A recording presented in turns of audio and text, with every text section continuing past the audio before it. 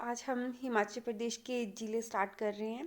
पहला ज़िला जो हम पढ़ने जा रहे हैं वो है बिलासपुर। तो बिलासपुर के बारे में हम पढ़ेंगे। तो जो बिलासपुर ज़िला है उसका गठन 1 जुलाई 1954 को हुआ है। 1 जुलाई 1954 बिलासपुर ज़िले का गठन हुआ है 1 जुलाई 1954 को।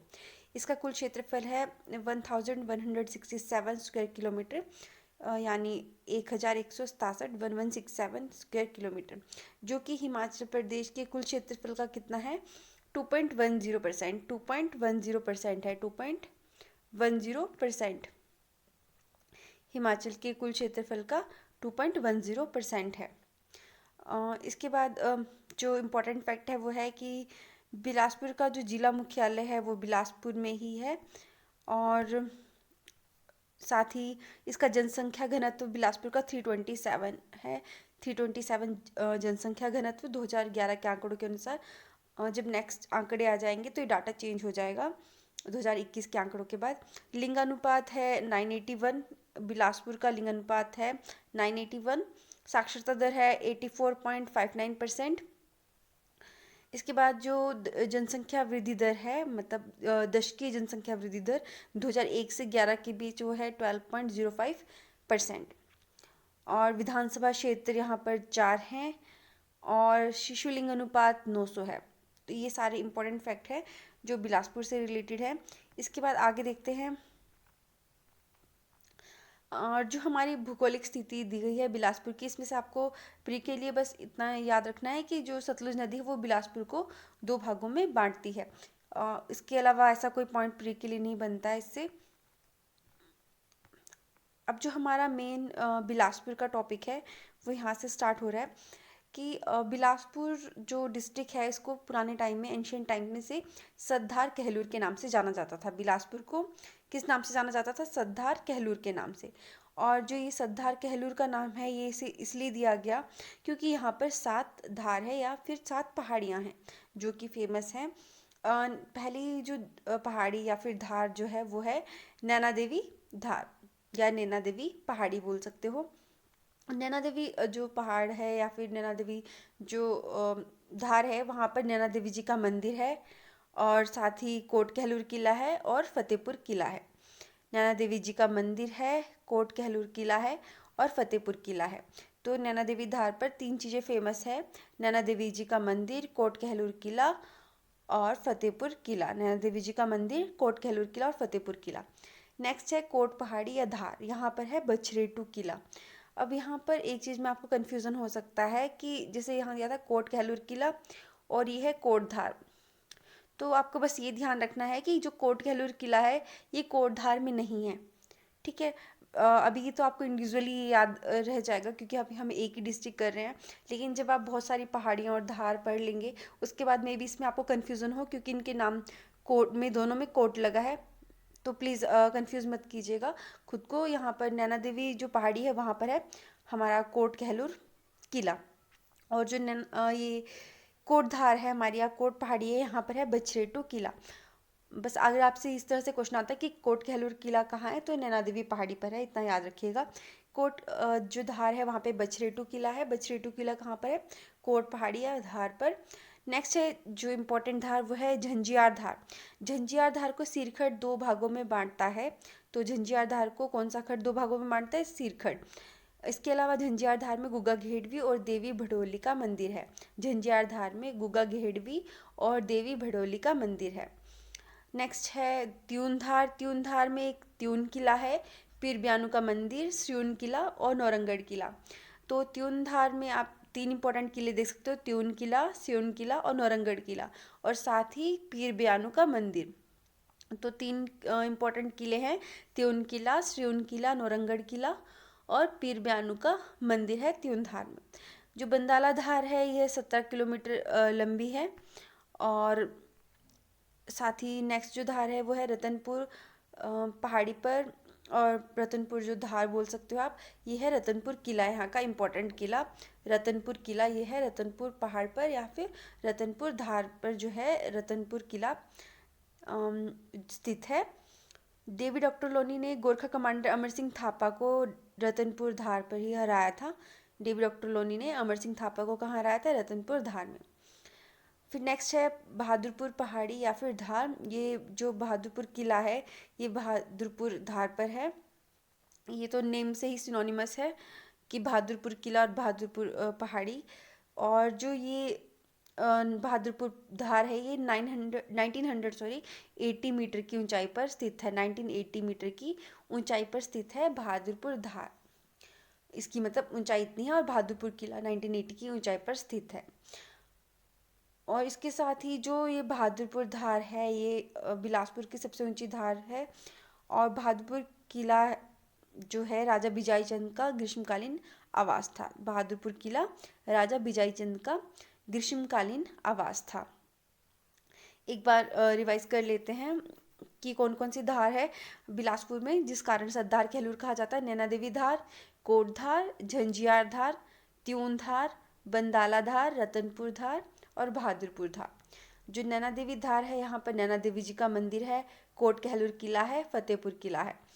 कोट धार में बछरेटू किला है।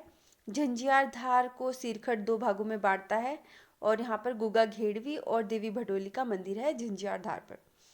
त्यून धार पर त्यून किला, श्रीउन किला और नौरंगढ़ किला है और साथ ही पीर ब्यानू का मंदिर है। बंदाला धार 17 किलोमीटर लंबी है। रतनपुर धार पर रतनपुर किला स्थित है जहाँ पर डेविड ऑक्टरलोनी ने अमर सिंह थापा को हराया था। बहादुरपुर धार पर बहादुरपुर किला स्थित है जो कि 1980 मीटर की ऊंचाई पर स्थित है। और साथ ही जो बहादुरपुर धार है ये बिलासपुर का सबसे ऊंचा स्थान है। और बहादुरपुर किला राजा बिजाईचंद का ग्रीष्मकालीन आवास था। बहादुरपुर किला किसका ग्रीष्मकालीन आवास था? राजा बिजाईचंद का। अब हम देखते हैं कि कौन सी इंपॉर्टेंट नदियां हैं जो बिलासपुर में बहती हैं। सबसे पहले है सतलुज। सतलुज जैसे हमने पढ़ा था कि सतलुज बिलासपुर को 2 भागों में बांटती है। तो सतलुज नदी कसोल से बिलासपुर में प्रवेश करती है मंडी में बहने के बाद। तो ये इंपॉर्टेंट क्वेश्चन बन सकता है कि सतलुज नदी बिलासपुर में किस स्थान से प्रवेश करती है? तो कसोल से। सतलुज नदी कसोल से बिलासपुर में प्रवेश करती है। मंडी में बहने के बाद सतलुज नदी कसोल से बिलासपुर में प्रवेश करती है। और नैला गांव भाखड़ा से बिलासपुर को छोड़कर पंजाब में प्रवेश करती है। मतलब हिमाचल को छोड़कर पंजाब में चली जाती है। कहाँ से? नैला गांव भाखड़ा से बिलासपुर को छोड़कर पंजाब में प्रवेश करती है। तो सतलुज नदी जो है वो अगर ये हम इसको बिलासपुर माने तो सतलुज नदी जिस जगह से एंटर करती है वो है कसोल। कसोल से एंटर करती है और जहाँ से सतलुज नदी निकलकर पंजाब में चल जाती है वो है नैला गांव। ये बहने के बाद कहाँ पर चल जाती है? पंजाब में। किस स्थान से? नैला गांव से। ठीक है, नैला गांव भाखड़ा से यहाँ पर हिमाचल में बहने के बाद ये कहाँ चल जाती है? पंजाब में चली जाती है। तो सतलुज नदी हिमाचल में बिलासपुर में किस स्थान से प्रवेश करती है? कसोल से। सतलुज नदी हिमाचल के बिलासपुर में, बिलासपुर जो डिस्ट्रिक्ट है वहाँ पर कसोल से प्रवेश करती है। और साथ ही नैला गांव भाखड़ा से वो हिमाचल और बिलासपुर दोनों को छोड़कर, हिमाचल को भी छोड़कर बोल सकते हो, बिलासपुर को भी छोड़कर बोल सकते हो, कहाँ चल जाती है? पंजाब में प्रवेश करती है नैला गांव भाखड़ा से। बिलासपुर जिले में अलीखड़, गंभरखड़, सिरखड़ सतलुज की प्रमुख सहायक नदियां हैं। तो बिलासपुर जिले में जो 3 सहायक हैं सतलुज की नदियां और खड़ वो हैं अलीखड़, गंभर और सिरखड़। ये सतलुज के सहायक नदियां हैं। अलीखड़, गंभर और सिरखड़। अलीखड़, गंभर और सिरखड़। तो सिरखड़ के बारे में बात करें तो सिरखड़ सतलुज की सबसे बड़ी सहायक नदी है बिलासपुर में। अगर हम बिलासपुर के अंदर देखें तो सिरखड़ ही सतलुज की सबसे बड़ी सहायक नदी है बिलासपुर में। सिरखड़ जो है, सिरखड़ में बालघर में सुकरखड़ मिलता है। तो सिरखड़ में सुकरखड़ कहाँ मिलता है? बालघर में। तो जो ये सिरखड़ है सतलुज की सहायक नदी बिलासपुर में, उसमें जो है सुकरखड़ मिलता है कहाँ पर? बालघर में। तो बालघर एरिया है, ये जंक्शन है एक तरीके से जहाँ पर सिरखड़ भी मिलता है और सुकरखड़ भी मिलता है। ये दोनों आपस में मिल जाते हैं। सिरखड़ और सुकरखड़ कहाँ मिलते हैं? बालघर में आपस में मिल जाते हैं। सिरखड़ और सुकरखड़ बालघर स्थान पर आपस में मिलते हैं। सिरखड़ हटवार से बिलासपुर में प्रवेश करता है। तो सिरखड़ बिलासपुर में कहाँ से प्रवेश करता है? हटवार से। सिरखड़ बिलासपुर में हटवार से प्रवेश करता है और सेरी के पास सतलुज में जो है ये सिरखड़ मिल जाता है। सिरखड़ हटवार से बिलासपुर में प्रवेश करता है। तो हटवार जो जगह है वहाँ से जो सिरखड़ है वो बिलासपुर में प्रवेश करता है।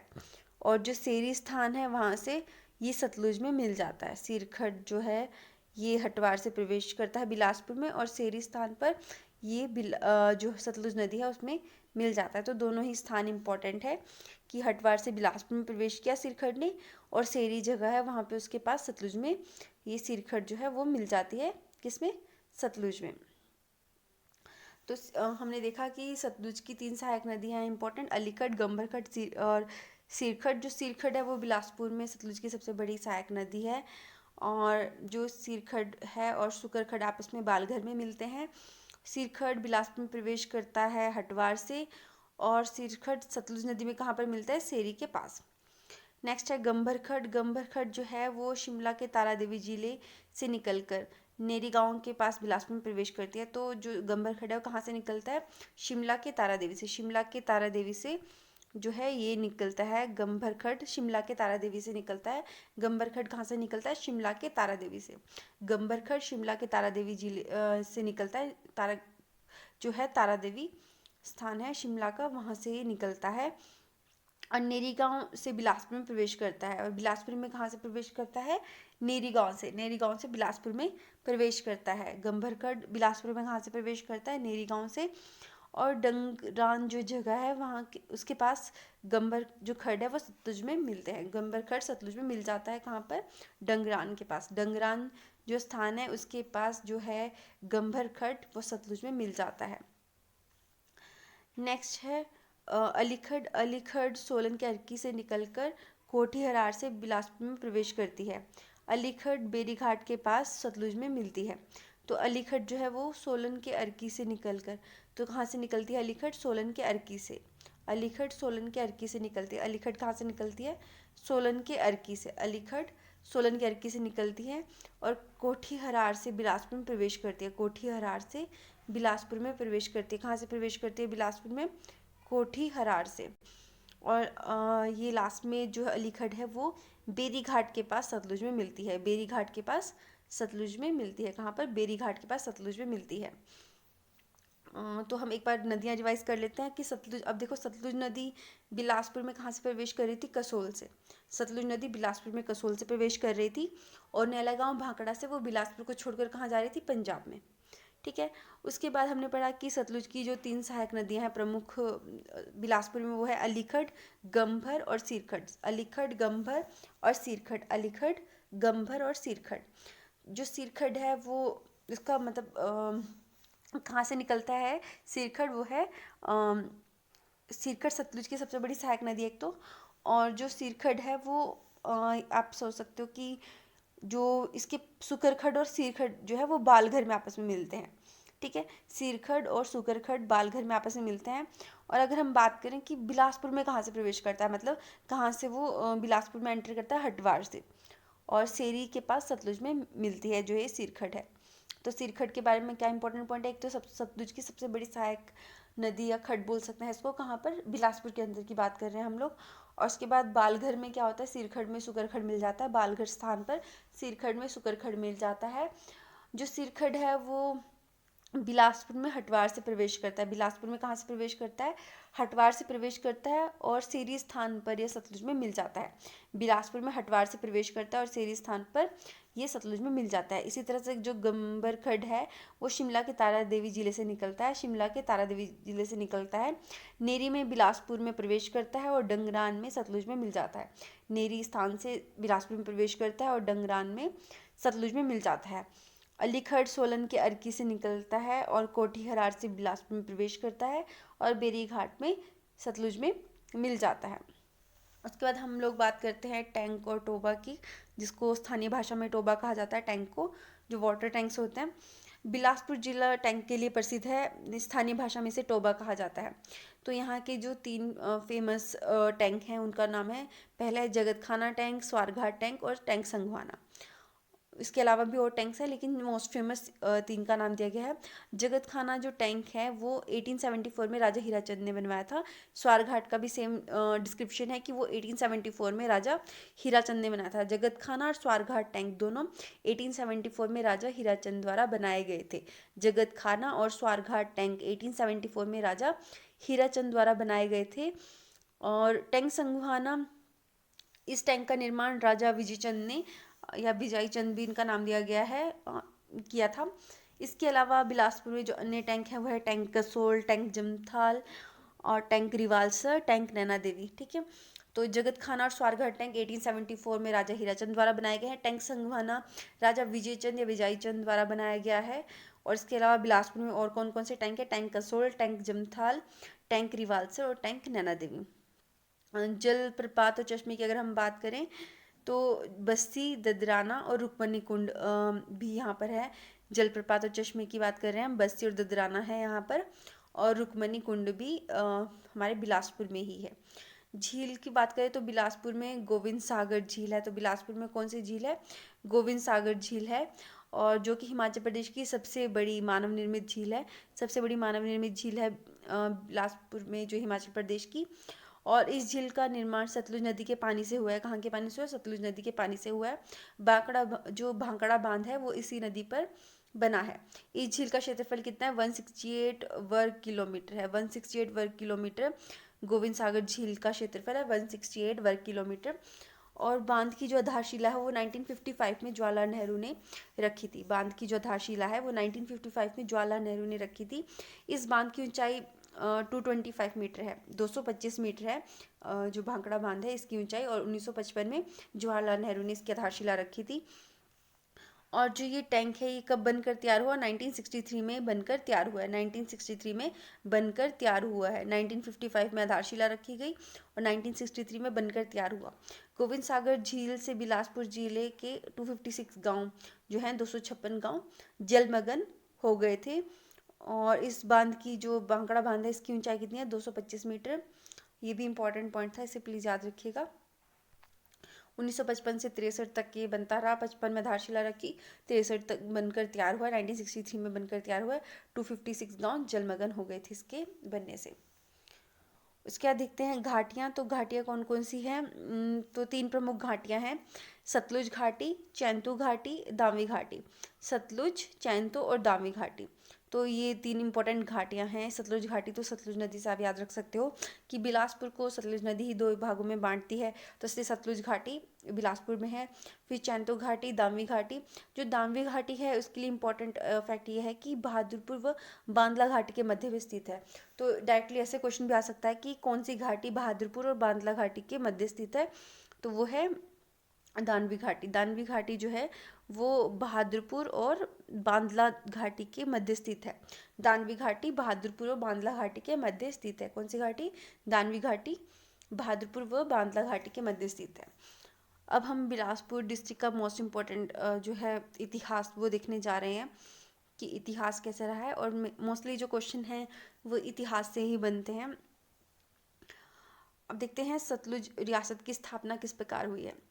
तो Bilaspur past and present, Bilaspur past and present, Bilaspur gazetteer और गणेश सिंह की जो गणेश सिंह हैं उनकी पुस्तक चंद्रवंश विलास और शशिवंश विनोद से पुष्टि होती है कि कहलू रियासत की नींव वीरचंद ने 697 ईस्वी में रखी थी। ठीक है, पहला आप ये फैक्ट देखिए कि मतलब कहा तो यही जाता है कि वीरचंद जी ने इसकी नींव रखी है, लेकिन थोड़ा सा इसमें ईयर जो है इसकी स्थापना वर्ष है उसमें थोड़ा मतभेद है। तो इसी कारण जो अलग अलग सोर्सेज हैं उन्होंने अलग अलग थोड़ा एस्टेब्लिशमेंट ईयर का बताया है कि कौन कौन से ईयर में स्थापना हुई है इस कहलू रियासत की। तो जो पहला ग्रुप है वो बोल रहा है कि 697 में हुई है। कब? 697 ईस्वी में, 697 में हुई है ईस्वी में बिलासपुर की स्थापना इनके अकॉर्डिंग। तो ये जो 697 का साथ देने वाले जो इस ग्रुप में कौन कौन है वो है बिलासपुर पास्ट एंड प्रेजेंट के जो लेखक है, मतलब जो जिन्होंने बुक लिखी है बिलासपुर पास्ट एंड प्रेजेंट, उसके अनुसार 697 जो 697 ईयर है उसका फेवर किया गया है बिलासपुर पास्ट एंड प्रेजेंट। तो सबसे पहले तो ये बुक है जो बिलासपुर पास्ट एंड प्रेजेंट, इसमें भी कहा गया है कि 697 है जिसमें कहलूर की स्थापना की गई 697 में बिलासपुर पास्ट एंड प्रेजेंट के अकॉर्डिंग। बिलासपुर गजेटियर के अकॉर्डिंग भी 697 इसी में बिलासपुर की स्थापना वीरचंद चंदेल ने की है। फिर गणेश सिंह की पुस्तक आती है चंद्रवंश विलास। गणेश सिंह की पुस्तक है चंद्रवंश विलास। तो आपको सेपरेटली ये फैक्ट भी याद रखना है कि जो चंद्रवंश विलास है वो गणेश सिंह की पुस्तक है। चंद्रवंश विलास जो है गणेश सिंह की पुस्तक है, और उसके अकॉर्डिंग भी जो वीरचंद जी हैं उन्होंने 697 ईस्वी में कहलूर की स्थापना की थी। फिर है शशिवंश विनोद। ये भी कहते हैं कि 697 में ही स्थापना हुई है। तो हमारे पास चार जो है बुक्स बोल सकते हो आप लोग, या फिर जो चार लेखक हैं जिन्होंने कुछ किताबें लिखी हैं, जिस हिसाब से वो समर्थन कर रहे हैं वो एक तरीके से 697 ईस्वी का, कि इस साल में बिलासपुर की स्थापना हुई है। कौन कौन से पुस्तकें और लोग हैं? Bilaspur past and present, Bilaspur gazetteer, Ganesh Singh की पुस्तक है चंद्रवंश विलास, और Shashivansh Vinod. Bilaspur past and present, Bilaspur gazetteer, Ganesh Singh की पुस्तक चंद्रवंश विलास और शशिवंश विनोद, इन सब के अकॉर्डिंग कहलूर रियासत की नींव वीरचंद ने रखी है 697 ईस्वी में। बल्कि जो दूसरा ग्रुप आप बोल सकते हो डॉक्टर हचीसन एंड वोगल की जो पुस्तक है history of Punjab hill state के अनुसार जो वीरचंद ने 900 ईस्वी में कहलूर रियासत की स्थापना की है। 900 ईस्वी कहने वाले कौन है? डॉक्टर हचीसन एंड वोगल जो है, जिनकी बुक है history of Punjab hill state. इनके अनुसार वीरचंद ने 900 ईस्वी में कहलूर रियासत की स्थापना की है। तो पहले डायरेक्टली क्वेश्चन ऐसा भी बन सकता है कि history of Punjab hill state किसकी बुक है? यह है डॉक्टर हचीसन एंड वोगल की पुस्तक। History of Punjab hill state doctor Hutchison and Vogel की पुस्तक है। और इस तरह से पूछ सकते हैं कि इन्होंने किस वर्ष को बताया है बिलासपुर की स्थापना, तो 900 ईस्वी को। या फिर आपको ये क्वेश्चन दिया जा सकता है कि डॉक्टर हचीसन एंड वोगल की वो कौन सी पुस्तक है जिसके अनुसार कि वीरचंद ने 900 ईस्वी में कहलूर की स्थापना की थी, वो है history of Punjab hill state. ठीक है, तो दोनों जो आपको दोनों ग्रुप्स की रेफरेंसेस याद रखने कि 697 में किसने कहा है और 900 ईस्वी में किसने कहा है। ठीक है, एक बार रिवाइज करते हैं। Bilaspur past and present, Bilaspur gazetteer, Ganesh Singh की पुस्तक चंद्रवंश विलास और शशिवंश विनोद, ये सब सपोर्ट कर रहे हैं वीरचंद के ने की भाई 697 में स्थापना की थी। और डॉक्टर हचीसन एंड वोगल के अकॉर्डिंग जो उन्होंने बुक लिखी है history of Punjab hill state, उसमें कहा गया कि 900 ईस्वी में कहलूर की स्थापना हुई है। शशिवंश विनोद को बिलासपुर के राजा हीराचंद के समय में रचा गया था। यहाँ से भी इम्पोर्टेंट क्वेश्चन बन सकता है कि जो शशिवंश विनोद है वो बिलासपुर के किस राजा के समय में रचा गया है, तो ये राजा हीराचंद के टाइम पीरियड में रचा गया है। राजा हीराचंद 1857 के विद्रोह के समय बिलासपुर के राजा थे, राजा हीराचंद। और शशिवंश विनोद जो है वो बिलासपुर के राजा हीराचंद के समय में रचा गया था। तो शशिवंश विनोद किस राजा के समय में रचा गया था? बिलासपुर के राजा हीराचंद के समय में, जो 1857 के अराउंड राजा थे, राजा हीराचंद। वीरचंद चंदेल बुंदेलखंड मध्य प्रदेश चंदेरी के चंदेल राजपूत थे। तो जो वीरचंद चंदेल जिनकी बात कर रहे हैं, जो वीरचंद चंदेल थे ये बुंदेलखंड मध्य प्रदेश चंदेरी के चंदेल राजपूत थे। तो वीरचंद चंदेल जी से रिलेटेड ये भी इम्पोर्टेंट है कि वो बुंदेलखंड मध्य प्रदेश चंदेरी के चंदेल राजपूत थे। वीरचंद चंदेल बुंदेलखंड मध्य प्रदेश चंदेरी के चंदेल राजपूत थे। यहाँ से भी क्वेश्चन आ सकता है कि कहाँ से बिलोंग करते थे? वो बुंदेलखंड मध्य प्रदेश से बिलोंग करते थे। वीरचंद के पिता हरिहर चंद के 5 पुत्र थे। तो इनके बारे में एक स्टोरी भी है, जैसे कि जो हरिहर चंद हैं उनके 5 पुत्र होते हैं, उनमें से एक को वो बुंदेलखंड मध्य प्रदेश में ही शासन के लिए छोड़ देते हैं और बाकी 4 पुत्रों के साथ वो हिमाचल की ओर आते हैं, जिसके बाद कांगड़ा के राजा के यहाँ वो रुकते हैं। और उनके बीच में जो मतलब खेल के तौर पर मतलब लड़ाई लड़ी जाती है, और इसमें धोखे से जो कांगड़ा का राजा होता है, जैसे वो बार बार हार रहा था, तो इस कारणवश वो बस अपने सम्मान के लिए, अपने ईगो के लिए वो धोखे से इनके एक बेटे को मार देता है। तो उसके बाद 4 पुत्रों के साथ आए थे, उनमें से एक की और मृत्यु जाती है, तो 3 पुत्र बचते हैं और हरिहरचंद बचते हैं। उनके बीच फिर युद्ध हो जाता है, इसमें हरिहरचंद की भी मृत्यु हो जाती है, कांगड़ा के राजा भी मारा जाता है। उसका जो 3 पुत्र हैं उनके वो अलग अलग दिशाओं में जाकर अलग अलग जो है रियासतें राज्यों का निर्माण करते हैं। उनमें से एक थे वीरचंद चंदेल। तो वीरचंद चंदेल जो है वो सतलुज पार कर सर्वप्रथम कहाँ जाते हैं? रुहेल ठाकुरों को हराकर किला स्थापित करते हैं, और उसको कोट कहलूर किला बाद में इस नाम से जाना जाता है। वो जो कि हमने अभी पढ़ा कि कोट कहलूर किला कहाँ पर था? नैना देवी धार पर था। वीरचंद ने नैना गुज्जर के आग्रह पर नैना देवी का जो मंदिर है उसकी स्थापना की, और उसके नीचे भी अपनी राजधानी बनाई। मतलब जो नैना देवी मंदिर बनाया है उसके नीचे उन्होंने अपनी राजधानी बनाई। पौराणिक कथाओं के अनुसार नैना देवी में सती के नैन गिरे थे। तो नैना देवी जो जगह है वहाँ पर सती के नैन गिरे थे पौराणिक कथाओं के अनुसार। और बोला गया है कि राजा वीरचंद ने 12 ठकुराइयों को अपने नियंत्रण में किया था। तो कौन कौन सी 12 ठकुराइयों को अपने नियंत्रण में किया था एक बार देख लेते हैं। बाघल, कुनिहार, बेजा, धामी, क्योंथल, कुठार, जुब्बल, बघाट, भज्जी, महलोग, मांगल, बलसन। तो इन सब इन रियासत 12 ठकुराइयों को इन्होंने अपने अधीन किया था।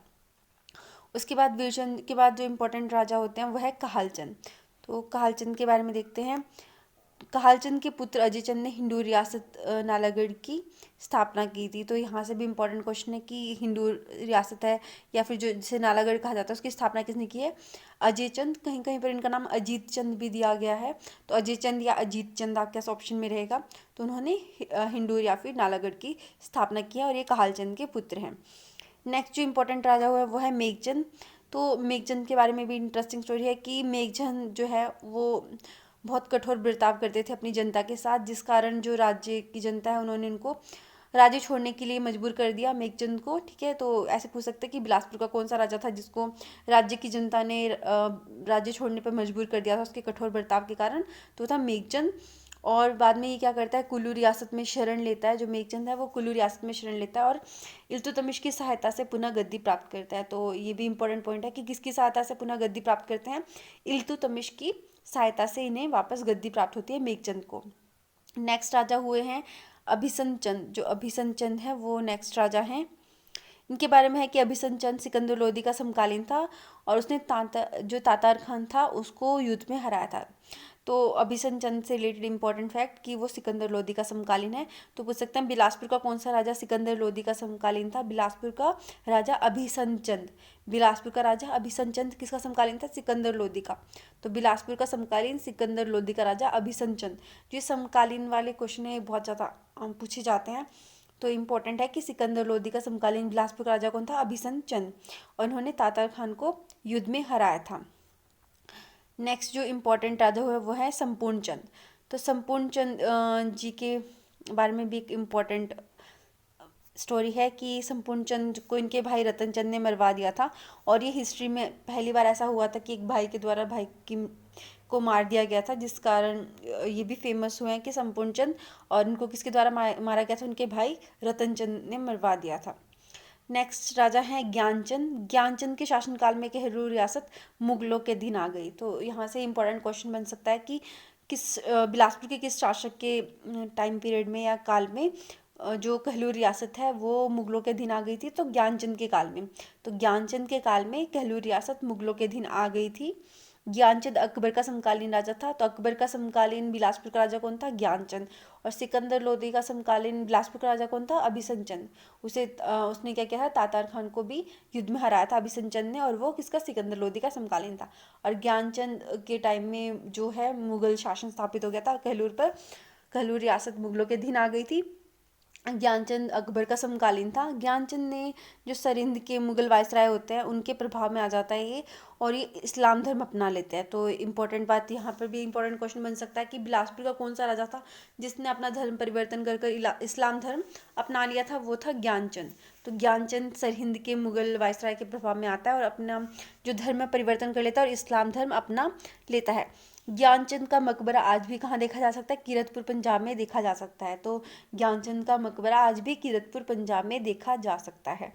अब ज्ञानचंद के आगे जो 3 बेटे हुए हैं उनमें से 2 ने अपना धर्म इस्लाम ही रखा, बल्कि जो एक बेटा था उसने वापस हिंदू धर्म को अपना लिया। तो राम और भीम जो नाम से ज्ञानचंद के बेटे थे, राम और भीम, इन्होंने अपना धर्म इस्लाम धर्म ही रखा है। राम और भीम ने क्या रखा है? इस्लाम धर्म को ही बरकरार रखा है। बल्कि जो बीकचंद हैं इन्होंने क्या किया है? हिंदू धर्म अपना लिया है। इम्पॉर्टेंट है कि ज्ञानचंद के जो बेटे थे बीकचंद, उन्होंने हिंदू धर्म अपना लिया, इन्होंने वापस अपना हिंदू धर्म अपना लिया है। उसके बाद बीकचंद के बारे में इम्पॉर्टेंट फैक्ट है कि जो रिपीटेडली पूछा जा चुका है कि बीकचंद ने 1600 ईस्वी के आसपास नैना देवी कोट कहलूर में अपनी राजधानी वहाँ से बदलकर कहाँ? सुनहानी कर ली थी। तो अब तक जैसे वीरचंद ने अपनी राजधानी कहाँ पर रखी थी?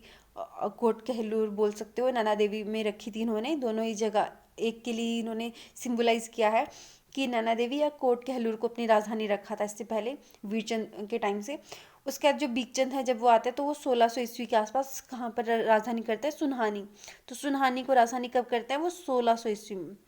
ईयर भी इम्पोर्टेंट है कि 1600 ईस्वी में वो अपनी राजधानी कहाँ करते हैं, सुनहानी करते हैं, और कहाँ से बदलकर, नैना देवी या फिर कोट कहलूर से बदलकर सुनहानी करते हैं कौन, भीगचंद।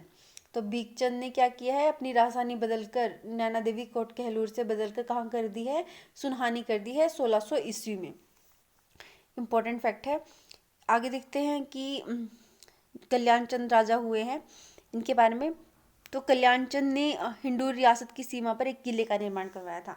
तो कल्याण चंद ने एक काम क्या किया था कि उसने हिंदू रियासत जो है उसकी सीमा पर एक किले का निर्माण किया था। अब आप किसी की रियासत पर, की सीमा पर वहाँ पर किला बना दोगे तो दूसरा राजा तो आपसे लड़ेगा ही, है ना। तो दोनों राज्यों के बीच में युद्ध हुआ। तो हिंदू रियासत की सीमा पर बनाया था, तो हिंदूर के राजा और जो एक कल्याण चंद है बिलासपुर के या कहलूर के राजा, इनके बीच में युद्ध होता है। और इसमें दोनों रियासतों के जो बीच में युद्ध होता है, इसमें हिंदूर के राजा की मृत्यु हो जाती है। तो हिंदूर का राजा इसमें मारा जाता है। तो कल्याण चंद ने वो राजा था बिलासपुर का जिसने हिंदू रियासत की सीमा पर किले का निर्माण किया था। और बाद में बिलासपुर के राजा कल्याण चंद और हिंदूर के राजा के बीच में लड़ाई होती है, इसमें जो है हिंदूर का राजा मारा जाता है। नेक्स्ट जो राजा हुए हैं, ये इंपॉर्टेंट राजाओं में से एक हैं, बिलासपुर के इंपॉर्टेंट राजाओं में से एक दीपचंद। तो दीपचंद ने क्या किया था, दीपचंद ने 1654 में अपनी राजधानी सुनहानी से बदलकर व्यास गुफा के पास ब्यासपुर या फिर बिलासपुर में स्थानांतरित की।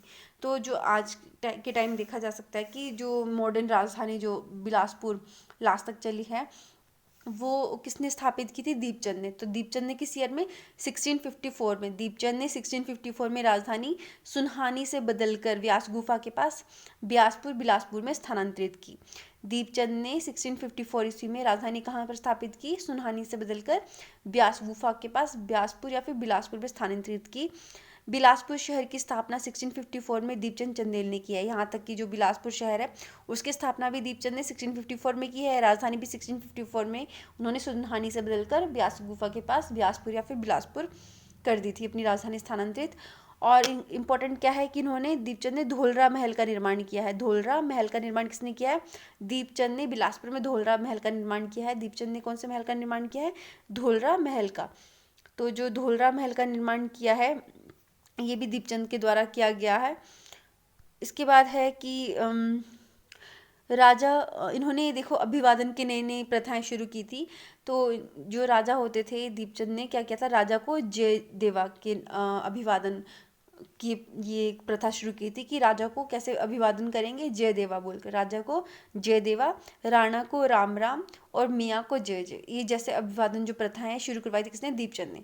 तो इस तरह से क्वेश्चन आ सकता है कि जो नई अभिवादन मतलब नए तौर की अभिवादन जो प्रथा है जिसमें राजा को जय जय देवा, राणा को राम राम और मियाँ को जय जय, इस तरह से अभिवादन किया जाता, तो ये किस राजा के द्वारा शुरू किया गया था, बिलासपुर में दीपचंद के द्वारा।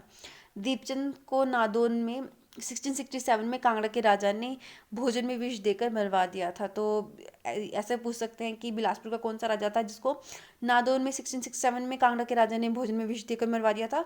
तो बिलासपुर का राजा दीपचंद था जिसको भोजन में विष देकर मरवा दिया था। किस ईयर, 1667 में। 1667 में 1654 में इसने बिलासपुर की भी स्थापना की, अपनी राजधानी भी सुनहानी से बिलासपुर बदली है, और 1667 में जहर खिलाकर इसकी को मार दिया गया। नेक्स्ट जो इम्पोर्टेंट राजा हुए हैं, इम्पोर्टेंट नहीं है, बहुत इंपॉर्टेंट राजा हुए हैं, वो हैं भीमचंद। वो हैं बिलासपुर कहलूर के राजा भीमचंद। लगभग 20 वर्ष तक गुरु गोविंद सिंह के साथ परस्पर युद्ध में व्यस्त रहे। जो इनके भीमचंद जी के, जो बिलासपुर के राजा भीमचंद हैं, इनके गुरु गोविंद सिंह के साथ जैसे युद्ध वगैरह रहे, इसी कारण इनको थोड़ी ज़्यादा ये पॉपुलराइज हुए हैं, इनको ज़्यादा थोड़ी ख्याति प्राप्त हुई है। बोला गया कि गुरु गोविंद सिंह ने 1682 में कहलूर की यात्रा की थी। तो गुरु गोविंद सिंह जी ने कहलूर की यात्रा कब की थी, 1682 में। गुरु गोविंद सिंह जी ने 1682 में कहलूर की यात्रा की थी। गुरु गोविंद सिंह ने किस ईयर की थी यात्रा कहलूर की, 1682 में। कहलूर के राजा ने 1686 में भंगानी के युद्ध में गुरु गोविंद सिंह से पराजित हुआ था। तो कहलूर का राजा जो था 1686 में भंगानी के युद्ध में गुरु गोविंद सिंह से पराजित हुआ था। कहलूर का राजा कब पराजित हुआ था, भंगानी के युद्ध में 1686 में। और यहाँ से भी पता चलता है कि भंगानी का युद्ध कब हुआ था, भंगानी साहिब का युद्ध 1686 में भंगानी साहिब का युद्ध हुआ है, जिसमें जो कहलूर का राजा है वो पराजित हुआ है। वैसे इनके बीच में जो है एक जो सफ़ेद हाथी होता है, उसके जो उनको गुरु गोविंद सिंह जी को गिफ्टेड था, असम के जो राजा होते हैं रतन राय जी के द्वारा दिया गया था, उसको लेकर इनके बीच में मतभेद शुरू हुआ था, जो बढ़ते बढ़ते अब 1686 में उसने भंगानी साहिब के युद्ध की मतलब रूप ले लिया। और फिर है गुरु गोविंद सिंह से पराजित हो गया ये। और दोनों के बीच देखो 1682 में, जिस वर्ष ये इन्होंने कहलूर की यात्रा की थी गुरु गोविंद सिंह जी ने, फिर 1685 में, फिर 1686 में भगाइनी का युद्ध, फिर 1700 में, तो इनके बीच में युद्ध चलते रहे। फिर इसमें हर बार क्या हुआ है, भीमचंद ही पराजित हुआ है। 1701 में इनके बीच में शांति संधि हुई है। तो शांति संधि कब हुई है इनके बीच में? 1701 में। 1701 में इनके बीच में क्या हुआ है? शांति संधि हुई है। गुरु गोविंद सिंह और भीमचंद ने 87 में नादौन में मुगलों की सेना को पराजित किया था 1687 में। तो यहाँ पर थोड़ा ईयर ठीक कर लीजिएगा, इसमें बुक में 1687 है। 1687 में इन्होंने मुगलों की सेना को पराजित किया था। 1687 में मुगलों की सेना को पराजित किया था इन्होंने 1687 में, क्योंकि देखो 86 में तो इनकी भिवानी साहब की खुद की लड़ाई हुई है। उसके बाद जब मुगलों ने हिमाचल की तरफ रुख करना स्टार्ट किया था, तो वहाँ पर इनको भीमचंद को फील हुआ कि वो अकेले सामना नहीं कर पाएंगे, तो उन्होंने गुरु गोविंद सिंह जी की हेल्प मांगी। तो 1687 में इन्होंने मिलकर मुगलों को पराजित कर दिया था और 1713 में भीमचंद की मृत्यु हो जाती है। इसके बाद हम देखते हैं नेक्स्ट इम्पोर्टेंट जो राजा हुए हैं वो है अजमेर चंद। तो अजमेर चंद ने क्या किया है, इन्होंने हिंदूर की सीमा पर अजमेरगढ़ किला बनवाया। इन्होंने हिंदूर की सीमा पर अजमेरगढ़ किला बनवाया, इनके बारे में इतना ही इंपॉर्टेंट है। नेक्स्ट है देवीचंद। तो राजा देवीचंद ने हिंदूर रियासत के राजा मानचंद और उसके पुत्र की मृत्यु के बाद जनता के आग्रह पर स्वयं गद्दी पर न बैठकर गजे सिंह हिंदूरिया को राजा बनाया। तो देवीचंद से रिलेटेड इंपॉर्टेंट बात यह है कि इनके शासनकाल में, जैसे आप देखिए कि हिंदूर की सीमा पर बाकी राजा किले बना रहे थे, जैसे कल्याण चंद ने पहला किला बनाया, वहाँ पर हिंदूर का राजा मारा गया। फिर अजमेर चंद ने फिर से अजमेरगढ़ किला बनाया हिंदूर की रियासत पर। लेकिन देवीचंद ने हिंदूर के साथ थोड़ा मतलब अच्छा व्यवहार रखा है अपना। तो जैसे हिंदूर के रियासत के जो राजा होते हैं मानचंद, उनकी मृत्यु हो जाती है, उनके पुत्र की मृत्यु हो जाती है, लेकिन देवीचंद चाहते तो वहाँ पर अपना शासन स्थापित कर सकते थे, क्योंकि वहाँ का कोई शासक नहीं था उस वक्त जो गद्दी पर बैठ सके। लेकिन वो लोगों के आग्रह पर क्या करते हैं, खुद गद्दी पर नहीं बैठते और गजे सिंह हिंदूरिया को राजा बनाया उन्होंने। गजे सिंह हिंदूरिया को राजा बनाया उन्होंने, कहाँ का? हिंदूर नालागढ़ का। देवीचंद ने 1751 में घमंडचंद की युद्ध में सहायता की थी। तो देवीचंद ने 1751 में घमंडचंद की युद्ध में सहायता की थी। देवीचंद नादिर शाह का समकालीन था। बहुत इंपॉर्टेंट है ये कि देवीचंद नादिर शाह का समकालीन था। तो नादिर शाह का समकालीन बिलासपुर का राजा कौन था? देवीचंद। नादिर शाह का समकालीन बिलासपुर का राजा कौन था? देवीचंद। नादिर शाह का समकालीन बिलासपुर का राजा कौन था? देवीचंद। देवीचंद ने हिंदूर के राजा विजय सिंह को रामगढ़ दुर्ग दे दिया था। आप देखो इतने दानी थे कि हिंदूर के राजा विजय सिंह को इन्होंने रामगढ़ दुर्ग दे दिया। देवीचंद ने हिंदूर के राजा विजय सिंह को क्या किया? रामगढ़ दुर्ग दे दिया। देवी सिंह ने हिंदूर के राजा विजय सिंह को, ठीक है, हिंदूर का कौन सा राजा था? विजय सिंह थे, इनको क्या? रामगढ़ का दुर्ग दे दिया था। और जैसे हमने पढ़ा कि देवीचंद नादिर शाह का समकालीन था, तो नादिर शाह ने इनको बंदी बना लिया था। तो देवीचंद नादिर शाह का समकालीन था और नादिर शाह ने देवीचंद को बंदी बना लिया था। तो ये बहुत इंपॉर्टेंट फैक्ट है इनके बारे में।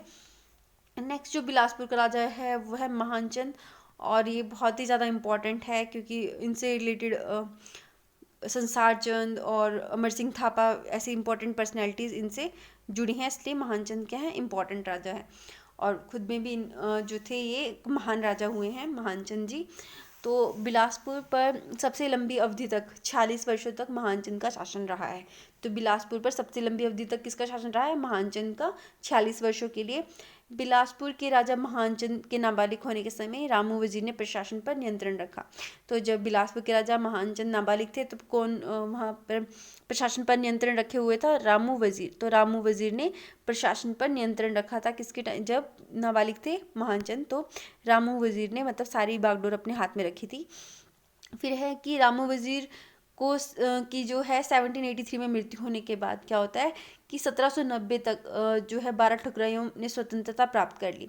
तो ये बहुत इंपॉर्टेंट है कि अब देखो जब रामू वजीर के कंट्रोल में था, मतलब अच्छा प्रशासन चल रहा था, और राजा जो महानचंद हैं वो उस वक्त नाबालिग थे। लेकिन जब रामू वजीर की मृत्यु हो जाती है, और जैसे हमने स्टार्टिंग में ही पढ़ा था कि 12 ठकुराइयाँ जो थी वो वीरचंद ने उन पर कब्जा कर रखा था जब स्टार्टिंग से ही। लेकिन 1790 में क्या होता है, जो 12 ठकुराइयाँ हैं वो स्वतंत्रता प्राप्त कर लेती हैं। 12 ठकुराइयाँ 1790 में। इंपॉर्टेंट ईयर है कि बिलासपुर से जो 12 ठकुराइयाँ हैं वो कब स्वतंत्रता प्राप्त करती हैं? 1790 में। 1790 में। संसार चंद ने 1795 1795 में बिलासपुर पर आक्रमण किया तो संसार चंद ने बिलासपुर पर कब आक्रमण किया? 1795 में। कहीं कहीं जगह पर 1794 भी लिखा मिलता है, तो आप ऑप्शन के हिसाब से देख लीजिएगा।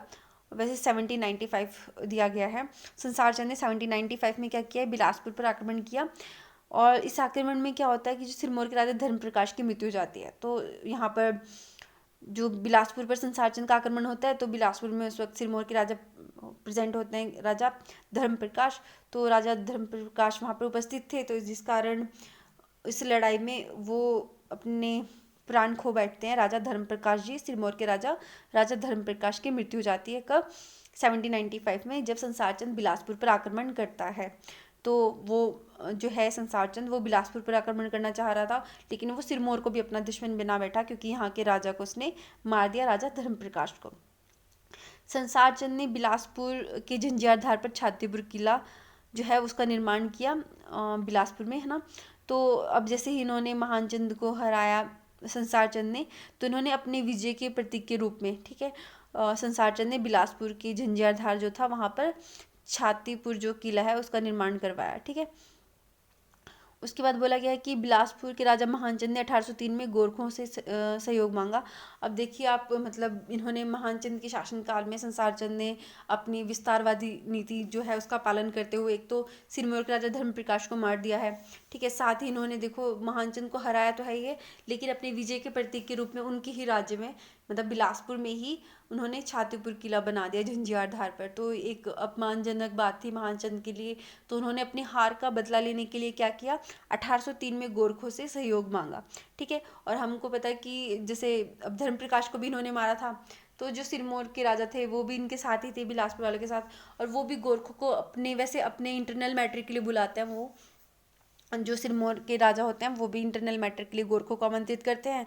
यहाँ से बिलासपुर वाले भी जो महानचंद होते हैं, ये भी इनको संसार चंद से बदला लेने के लिए आमंत्रित करते हैं गोरखों को। जिसके बाद 1805 में गोरखों ने संसार चंद को पराजित किया। तो गोरखों ने 1805 में क्या किया है? संसार चंद को पराजित कर दिया है। महल मोरी में इनको हरा दिया गया था, हमीरपुर में 1806 में। मतलब इनसे मतलब बिल्कुल ही जो है संसार चंद हार चुके थे, जिसके बाद उन्होंने जो है महाराजा रणजीत सिंह से हेल्प मांगने के लिए मजबूर हो जाते हैं। इसके बाद देखो इन्होंने बोला कि बिलासपुर जो है 1803 से 1814 तक गोरखों के अधीन रहा है। तो ये भी इम्पोर्टेंट फैक्ट है कि जो है बिलासपुर, अब इन्होंने अपनी हेल्प के लिए गोरखों को बुलाया, लेकिन नौबत ऐसी आ गई कि 1803 से लेकर 1803 में देखो गोरखों को बुलाया, तो 1803 में गोरखे आए तो आए, उन्होंने इनको संसार चंद को भी हरा दिया, लेकिन बिलासपुर को भी इन्होंने अपना गुलाम बना लिया, यहाँ पर भी अपना राज्य स्थापित कर दिया। तो 1803 से लेकर 1814 तक गोरखों के अधीन रहता है बिलासपुर। उसके बाद बोला गया है कि ब्रिटिश जनरल डेविड ऑक्टरलोनी ने अमर सिंह थापा गोरखा कमांडर को बिलासपुर के रतनपुर किले में पराजित किया। तो हमने स्टार्टिंग में ही पढ़ लिया था कि जो रतनपुर धार है वहाँ पर रतनपुर किला स्थापित हुआ है। तो वहाँ पर ही उसी स्थान पर डेविड ऑक्टरलोनी जो थे, उन्होंने अमर सिंह थापा जो गोरखा कमांडर हैं उनको हराया था। बिलासपुर 6 मार्च 1815 को ब्रिटिश सरकार के अधीन हो गया था। तो बिलासपुर 6 मार्च 1815 को जैसे ही मतलब गोरखों से आज़ाद करवाते हैं, तो ब्रिटिश सरकार क्या करते हैं? अपने अधीन ले लेती है। 1819 में देसा सिंह मजीठिया ने बिलासपुर पर आक्रमण किया। ये भी इंपॉर्टेंट फैक्ट है कि जो देसा सिंह मजीठिया होता है, इसको बिलासपुर पर आक्रमण करता है। कब? 1819 में। 1819 में ये बिलासपुर पर आक्रमण करता है देसा सिंह मजीठिया। जो देसा सिंह मजीठिया है उसको जो महाराजा रणजीत सिंह है उनके द्वारा गवर्नर नियुक्त किया गया था। और जो ये क्षेत्र था, मतलब संसार चंद से जब वो 1809 में ज्वालामुखी की संधि करते हैं, फिर गोरखों को हरा देते हैं और वहाँ से भगा देते हैं। उसके बाद जो किला होता है उनका, जो उस पर संसार चंद के किले पर इनका अधिकार हो जाता है महाराजा रणजीत सिंह का। और वहीं पर वो गवर्नर देसा सिंह मजीठिया को नियुक्त करते हैं 1819 में। फिर क्या करता है देसा सिंह मजीठिया? बिलासपुर पर आक्रमण करते हैं 1819 में। क्योंकि अब देखो जो देसा सिंह मजीठिया, उसका प्रवेश बेशक कांगड़ा में हुआ है, कांगड़ा किले पर ही वो गवर्नर नियुक्त किया गया है महाराजा रणजीत सिंह के द्वारा, लेकिन जो आसपास के क्षेत्र हैं उसको भी वो अपने कब्जे में लाना चाहता है। इस कारण वो 1819 में देसा सिंह मजीठिया जो है वो बिलासपुर पर भी आक्रमण करेगा, ठीक है। उसके बाद बोला गया है सन 1818 में संसारू वजीर को राजा ने नौकरी से निकाल दिया। तो 1818 में क्या है, संसारू वजीर को राजा ने नौकरी से निकाल दिया 1818 में। उसके बाद देखते हैं हम नेक्स्ट राजा खड़गचंद। तो खड़गचंद भी इम्पोर्टेंट राजा हुआ है बिलासपुर में। तो खड़गचंद के शासन की एक जो मुख्य बात है कि इनके जो शासनकाल है उसको काला युग के नाम से जाना जाता है। काला युग दिया गया है कि काला युग के नाम से जाना जाता है खड़गचंद के शासनकाल को। खड़गचंद निसंतान मर गया और उसकी मौत के बाद उत्तराधिकार के लिए संघर्ष हुआ। जैसे खड़गचंद मर जाता है तो उसके मृत्यु के बाद क्या होता है, उत्तराधिकार के लिए संघर्ष होता है। संसारू वजीर की मृत्यु के बाद 1832 में उसका पुत्र विशन सिंह वजीर बना। तो विशन सिंह वजीर बनते हैं संसारू वजीर की मृत्यु के बाद 1832 में। रसल क्लार्क ने उस समय अम्बाला का पॉलिटिकल एजेंट था। जो रसल क्लार्क होते हैं वो अम्बाला का पॉलिटिकल एजेंट था। तो रसल क्लार्क जो है ये भी हिमाचल में बहुत इंपॉर्टेंट रोल प्ले करते हैं, बहुत सारे राजाओं के लिए सिफारिशें लगाते हैं। तो रसल क्लार्क जो है वो अम्बाला का पॉलिटिकल एजेंट था। ठीक है, थोड़ा इनके बारे में ध्यान रखिएगा कि रसल क्लार्क जब खड़गचंद के मृत्यु के बाद उत्तराधिकार का युद्ध हो रहा था तो वो अम्बाला का पॉलिटिकल एजेंट था। नेक्स्ट जो राजा हुए हैं वो है राजा जगत सिंह। मियाँ जंगी को खड़गचंद की मृत्यु के बाद प्रशासन का कामकाज सौंपा गया। तो यहाँ से एक इम्पोर्टेंट क्वेश्चन ये भी बन सकता है कि जैसे खड़गचंद की निसंतान मृत्यु हो गई है, उसके बाद उसके उत्तराधिकारियों में जो भी है शासन के लिए, है ना, उसकी मृत्यु के बाद युद्ध हो रहा है, संघर्ष हो रहा है, तो उसके बाद किसको राजा बनाया जाता है? तो मियाँ जंगी को राजा बनाया जाता है। ठीक है, राजा जगतचंद के टाइम देखो इसके शासनकाल के आसपास की बात है कि मियाँ जंगी को खड़गचंद की मृत्यु का प्रशासन का कामकाज सौंपा जाता है, क्योंकि उस वक्त के लिए कोई और उत्तराधिकारी राजा बनने के लिए अभी उपस्थित नहीं था। तो मियाँ जंगी को तब तक के लिए शासन सौंपा जाता है। तो मियाँ जंगी खड़गचंद की मृत्यु के बाद प्रशासन का कामकाज सौंपा गया उसे। खड़गचंद की मृत्यु के बाद उसके जो चाचा जगत सिंह को राजा बनाया गया। अब जब मियाँ जंगी थोड़े जो बीच का टाइम था, इंटरिम जो टाइम था, उसके लिए मियाँ जंगी को बनाया गया था। उसके बाद जैसे ही ये उत्तराधिकार स्पष्ट हो गया कि कौन राजा बनने जा रहा है, तो उसके जो खड़गचंद के राजा के जो चाचा होते हैं जगत सिंह, राजा जगत चंद जो होते हैं उनको राजा बनाया जाता है। खड़गचंद के चाचा को राजा बनाया गया जिनका नाम है जगत चंद। राजा जगत चंद के इकलौते पुत्र नरपत चंद की 1844 में मृत्यु के बाद राजा जगत चंद अपने पोते हीराचंद को गद्दी सौंपकर वृंदावन चला गया, जहाँ 1857 में उसकी मृत्यु हो गई। तो यहाँ पर इनके साथ भी मतलब बुरी घटना घटती है कि जो राजा जगत चंद होते हैं खड़गचंद के जो चाचा थे, जिन्हें मियाँ जंगी के बाद ये यहाँ का राजा बना दिया गया था, शासन की बागडोर सौंप दी गई थी। अब क्या होता है कि उनका एक लौता पुत्र होता है नरपत चंद, उसकी मृत्यु हो जाती है 1844 में। तो इनका जो मन है वो राजपाट से उठ जाता है। तो ये क्या करते हैं, अपने जो पोते होते हैं हीराचंद उनको शासन सौंप कर खुद वृंदावन चल जाता है। 1857 में राजा जगतचंद की भी वहाँ पर मृत्यु हो जाती है। अब शासन आ गया हीराचंद के हाथों में। तो हीराचंद के टाइम में देखेंगे हम, अब हमने पहले ही स्टार्टिंग में पढ़ा था कि 1857 के आसपास जो राजा हुए हैं वो हीराचंद हुए हैं 1857 के विद्रोह के दौरान। तो हीराचंद ने 1857 के विद्रोह में अंग्रेजों की सहायता की है। हीराचंद के शासनकाल को बिलासपुर रियासत के इतिहास में स्वर्णकाल के नाम से जाना जाता है। तो जो हीराचंद है उसके शासनकाल को क्या माना जाता है? स्वर्णकाल। जैसे हमने पढ़ा था कि खड़गचंद के शासनकाल को काला युग बोलते हैं और हीराचंद के शासनकाल को क्या कहते हैं? स्वर्णकाल माना जाता है। मियाँ भंगी पुरंगनिया और हीराचंद के समय बिलासपुर रियासत के वजीर, जो मियाँ भंगी पुरंगनिया हैं वो हीराचंद के समय क्या थे? बिलासपुर रियासत के वजीर थे। कौन थे? मियाँ भंगी पुरंगनिया। तो मियाँ भंगी पुरंगनिया किस वजीर थे बिलासपुर के? किसके समय? हीराचंद के समय। हीराचंद ने देखो 1874 में जगत खान और स्वारघाट में टैंक का निर्माण किया। हमने स्टार्टिंग में ही पढ़ा था टैंक कोटोबा वाले जो सब हेडिंग थी उसमें कि 1874 में हीराचंद ने जगत खान और स्वारघाट टैंक का निर्माण किया है। हीराचंद ने सर्वप्रथम बिलासपुर में भू राजस्व सुधार किया। इंपॉर्टेंट है कि बिलासपुर में सर्वप्रथम भू राजस्व सुधार किसने किया? तो हीराचंद ने सर्वप्रथम बिलासपुर में भू राजस्व सुधार किया। तो भू राजस्व सुधार किसने किए हैं बिलासपुर में? हीराचंद ने। हीराचंद की 1882 में माहोली नामक स्थान पर मृत्यु हो गई। तो हीराचंद की मृत्यु कब हुई है? 1882 में। और किस स्थान पर? माहोली नामक स्थान पर मृत्यु हो जाती है हीराचंद की। 1882 में माहोली नामक स्थान पर मृत्यु हो जाती है। हीराचंद के समय भूमि कर का कुछ भाग नकदी में और कुछ भाग उपज के रूप में लिया जाता था। तो जो भूमि कर कैसे लिया जाता था उस टाइम में, जो हीराचंद के समय में कुछ भाग नकदी में लेते थे और कुछ भाग उपज के रूप में लिया जाता था। हीराचंद के समय में भूकर किस तरह से वसूला जाता था? कुछ भाग नकदी में और कुछ भाग उपज के रूप में। 1863 में फसल का जो भाग भूमि कर के रूप में लिया जाता था वह पैदावार का तीसरा हिस्सा था। तो अगर हम 1863 की बात करें तो 1863 में भी हीराचंद का टाइम पीरियड ही चल रहा है, क्योंकि 1882 में जाकर उनकी मृत्यु होगी। 1857 से 1882 तक हीराचंद का काल रहा है। तो 1863 की बात कर रहे हैं कि फसल का कितना भाग दिया जाता था भूमि कर के रूप में, तो पैदावार का 1/3 हिस्सा क्या है, भूमि कर के रूप में दिया जाता था। नेक्स्ट जो राजा हुए हैं बिलासपुर के इम्पोर्टेंट, वो हैं अमरचंद। तो अमरचंद इसलिए इम्पोर्टेंट हैं, सबसे मेन जो इनके टाइम में हुआ है वो है बिलासपुर के घेड़वी में झुग्गा आंदोलन हुआ है। अमरचंद के समय में, इनके शासनकाल में क्या हुआ है, बिलासपुर के घेड़वी में झुग्गा आंदोलन हुआ है। बिलासपुर के घेड़वी में झुग्गा आंदोलन किसके समय में हुआ है, अमरचंद के शासनकाल में बिलासपुर के जो घेड़वी स्थान है वहाँ पर झुग्गा आंदोलन हुआ है। अमरचंद ने क्या किया है कि 1885 में रियासत की जो सारे अभिलेख हैं उसको देवनागरी लिपि में रखने व कामकाज देवनागरी लिपि में करने का आदेश पारित किया। तो इस तरह से क्वेश्चन आ सकता है कि बिलासपुर का कौन सा राजा था जिसने 1885 में देवनागरी लिपि में सभी कामकाज को करने का आदेश पारित किया था, वो है अमरचंद।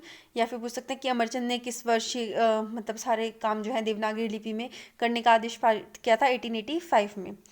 इनके कार्यकाल में बिलासपुर में दुम्हा जो आंदोलन हुए, दुम्हा आंदोलन भी हुए हैं इनके कार्यकाल में। इसके बाद नेक्स्ट जो इम्पोर्टेंट राजा है वो है विजयचंद या विजयचंद, जो इनका नाम दिया गया है।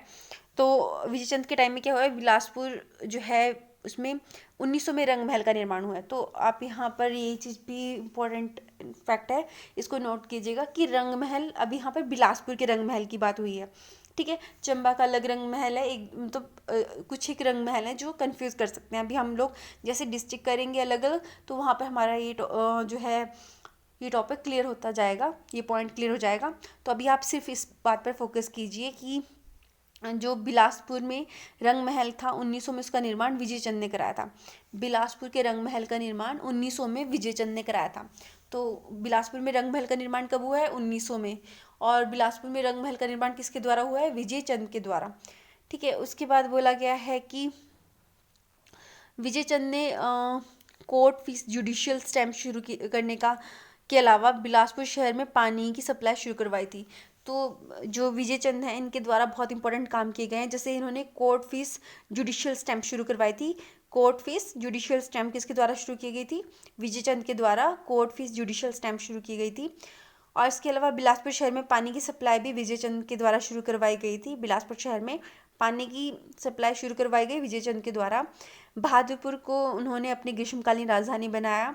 उसके शासनकाल में जो है कि अमर सिंह वजीर थे। उनके शासनकाल में कौन वजीर थे, अमर सिंह वजीर थे। और इन्होंने, हमने पढ़ा कि बहादुरपुर को अपनी ग्रीष्मकालीन राजधानी बनाया था। और वजीर कौन थे इनके टाइम में, अमर सिंह।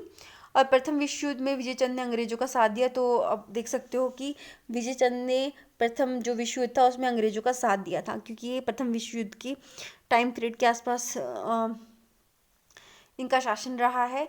तो प्रथम विश्व युद्ध जो 1914 से 18 तक हुआ है उसमें विजयचंद ने अंग्रेजों का साथ दिया था। विजयचंद ने अपनी रियासत का प्रशासन ब्रिटिश मॉडल पर करने की कोशिश की, लेकिन उसे अपने कर्मचारियों का सहयोग नहीं मिला। तो बिलासपुर का कौन सा राजा था जिसने अपने जो शासन है वो ब्रिटिश मॉडल पर करने की कोशिश की थी, उनका नाम था विजयचंद। और क्यों नहीं कर पाए, क्योंकि कर्मचारियों का सहयोग नहीं मिला। तो विजयचंद ने अपनी रियासत का जो प्रशासन है वो ब्रिटिश मॉडल पर करने की कोशिश की, लेकिन उन्हें कर्मचारियों का सहयोग नहीं मिला। वर्ष 1903 के आसपास विजयचंद को बिलासपुर रियासत में से निर्वासित कर बनारस में रहने का हुक्म दिया गया। तो 1930 के आसपास विजयचंद को बिलासपुर से निर्वासित कर दिया गया और बनारस में रहने का हुक्म दिया गया। राजा को प्रथम विश्व युद्ध में सहायता के बदले KCIE तथा मेजर की जो मानद उपाधि है उस वो प्रदान की गई थी अंग्रेजों के द्वारा। KCIE और मेजर की मानद उपाधि प्रदान की गई थी। 1931 में बनारस में विजयचंद की मृत्यु हो गई, जैसा कि हमने पढ़ा कि उनको निर्वासित कर दिया था और बनारस में रहने का हुक्म दिया गया था। तो 1931 में बनारस में ही उनकी मृत्यु हो जाती है। 1909 से 1918 के बीच मियाँ दुर्गा सिंह राज्य का वजीर था। 1909 से 18 के बीच मियाँ दुर्गा सिंह राज्य का वजीर था। उसके बाद इंद्र सिंह और हरदयाल सिंह वजीर बने। वजीर इतने इंपॉर्टेंट नहीं है, कोई बहुत ही ज़्यादा इंपॉर्टेंट कुछ काम किया हो तब वहाँ पर उनकी इंपॉर्टेंस बढ़ जाती है। नेक्स्ट है आनंद चंद। तो आनंद चंद जो हैं यहाँ पर लास्ट राजा हुए हैं बिलासपुर के। इसके साथ ही ये बहुत इंपॉर्टेंट भी हैं। तो इनका जो टाइम पीरियड है 1928 से 1948 तक रहा है। तो आनंद चंद महात्मा गांधी के शिष्य थे। तो बिलासपुर का कौन सा राजा महात्मा गांधी का शिष्य था? तो आनंद चंद जो हैं वो महात्मा गांधी के शिष्य थे। आनंद चंद बिलासपुर के अंतिम शासक थे। तो बिलासपुर के अंतिम शासक कौन थे? आनंद चंद। बोला गया कि बिलासपुर को भारत में विलय का यह विरोध करते थे, क्योंकि ये अपना शासन समाप्त नहीं करना चाहते थे। ये चाहते थे कि मैं राजा बना रहा हूँ, तो इसलिए ये क्या करते थे, बिलासपुर का मतलब ये चाहते नहीं थे कि भारत में इसको शामिल किया जाए। स्वतंत्र ये चाहते थे कि वो स्वतंत्र अस्तित्व रख पाए, उसके पक्षधर थे ये। बिलासपुर को 9 अक्टूबर 1948 को ग श्रेणी का राज्य बनाया गया। तो जब 9 अक्टूबर 1948 की हम बात करें तो बिलासपुर एक अलग से ग श्रेणी का राज्य था। बिलासपुर को 9 अक्टूबर 1948 में ग श्रेणी का राज्य बनाया गया। कब? 9 अक्टूबर और 1948 को ग श्रेणी का राज्य था बिलासपुर। उसके बाद 12 अक्टूबर को जो है आनंद चंद को बिलासपुर का पहला मुख्य आयुक्त बनाया गया। अब 9 अक्टूबर के बाद 3 दिन बाद जो 12 अक्टूबर को क्या होता है कि बिलासपुर का पहला मुख्य आयुक्त किसको बनाया गया? आनंद चंद को। फिर 2 अप्रैल 1949 को श्रीचंद छाबड़ा बिलासपुर के दूसरे मुख्य आयुक्त बने। कब? 2 अप्रैल 1949 को। 2 अप्रैल 1949 को श्रीचंद छाबड़ा बिलासपुर के दूसरे मुख्य आयुक्त बने। बिलासपुर को 1 जुलाई 1954 को हिमाचल प्रदेश के 5वें जिले के रूप में विलय कर लिया गया था इसका। पहले जो बिलासपुर था वो चाहता था कि स्वतंत्र अस्तित्व रखे, जिस कारण उसने ग श्रेणी का राज्य उसको बनाया गया था 9 अक्टूबर 1948 को। और उसके बाद 12 अक्टूबर को जो आनंद चंद हैं इनको भी इसका मुख्य आयुक्त बना दिया गया था। फिर 2 अप्रैल 1949 को श्रीचंद छाबड़ा को बिलासपुर का दूसरा मुख्य आयुक्त बनाया गया। जो दूसरे मुख्य आयुक्त हैं ये भी इंपॉर्टेंट है। 2 अप्रैल 1949 को बने थे श्रीचंद छाबड़ा, बिलासपुर के दूसरे मुख्य आयुक्त बने थे। और उसके बाद 1 जुलाई 1954 को हिमाचल प्रदेश के 5वें जिले के रूप में बिलासपुर को शामिल कर लिया गया, इसका विलय कर दिया गया। राजा आनंद चंद लोकसभा में निर्विरोध चुने गए। अब इनको खुश करने के लिए राजा आनंद चंद को इनको लोकसभा में भी वैसे ही निर्विरोध चुने गए, क्योंकि लोगों का साथ भी था। और इनको फिर थोड़ा इस तरह से भी कोशिश की जा रही थी कि अभी अलग होने की बात ना करें। और वह 1957 में हिमाचल प्रदेश तथा 1964 में बिहार राज्यसभा के लिए चुने गए। तो 1957 में और 1964 में दोनों बार ये राज्यसभा के लिए चुने गए। ठीक है। और उसके बाद दिया गया है अर्थव्यवस्था। तो थोड़ा जो इम्पोर्टेंट फैक्ट्स हैं बिलासपुर की अर्थव्यवस्था से रिलेटेड, जो इस ईयर के लिए भी रेलिवेंट है, वो देखेंगे हम लोग। बिलासपुर में एशिया का सबसे बड़ा ट्राउट मछली पालन प्रजनन फार्म है, 1962 में स्थापित किया गया था। तो बिलासपुर में जो एशिया का सबसे बड़ा ट्राउट मछली पालन, ठीक है, फार्म है। तो एशिया का सबसे बड़ा ट्राउट मछली का पालन फार्म है ये, 1962 में स्थापित किया गया था। बरमाणा बिलासपुर में एसीसी सीमेंट फैक्ट्री स्थित है। तो जो ये बरमाणा है बिलासपुर में, वहाँ पर एसीसी सीमेंट फैक्ट्री है। फिर बोला गया है स्वारघाट में पशु नियंत्रण कक्ष स्थित है। स्वारघाट में पशु नियंत्रण कक्ष स्थित है। तो पशु नियंत्रण कक्ष कहाँ पर है? स्वारघाट बिलासपुर में। स्वारघाट बिलासपुर में पशु नियंत्रण कक्ष स्थित है। उसके बाद बोला गया कि बिलासपुर में 1944 को पहला जो बैंक है, बैंक ऑफ बिलासपुर की स्थापना की गई थी। कब? 1954 में। तो बिलासपुर का जो पहला बैंक है, बैंक ऑफ बिलासपुर की स्थापना कब की गई है? 1944 में। बिलासपुर में 1944 में जो पहला बैंक है, बैंक ऑफ बिलासपुर, उसकी स्थापना की गई है 1944 में, बैंक ऑफ बिलासपुर की स्थापना।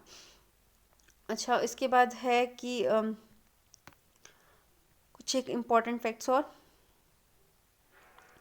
तो बोला गया है कि हिमाचल प्रदेश राज्य सहकारी बैंक की पहली शाखा बिलासपुर में 1956 में स्थापित की गई। तो हिमाचल प्रदेश जो कोऑपरेटिव बैंक होता है, सहकारी बैंक की पहली शाखा बिलासपुर में 1956 में स्थापित की गई है। तो हिमाचल प्रदेश राज्य सहकारी बैंक की पहली शाखा बिलासपुर में कब स्थापित हुई? 1956 में। कोठीपुरा बिलासपुर में पशु प्रजनन केंद्र है। कहाँ पर है? कोठीपुरा बिलासपुर में। कोठीपुरा बिलासपुर में पशु प्रजनन केंद्र स्थित है। रघुनाथपुर में बिरोजा फैक्ट्री है। रघुनाथपुर में बिरोजा फैक्ट्री, एक बिरोजा फैक्ट्री सिरमौर के नाहन में है और एक बिरोजा फैक्ट्री जो है रघुनाथपुर बिलासपुर में है। फिर बोला गया बरठी में नवोदय स्कूल है। और पुल जो है वो है बिलासपुर के कंदरौर में एशिया का सबसे ऊंचा पुल है, जो 1659 से 1664 के बीच सतलुज नदी पर बनाया गया। तो 1959 से 1964 के बीच, ठीक है, 1959 से 1964 के बीच बनाया गया है। जो पुल है बिलासपुर का कंदरौर पुल है, एशिया का सबसे ऊंचा, और 1959 से 1964 के बीच बनाया गया है सतलुज नदी पर। इसकी ऊंचाई 80 मीटर है। बिलासपुर में जो सलापड़ पुल है वो 1960 से 64 के में निर्मित है। गमरोल पुल है, घाघस पुल है, इसके अलावा ये अलीगढ़ के ऊपर बना है।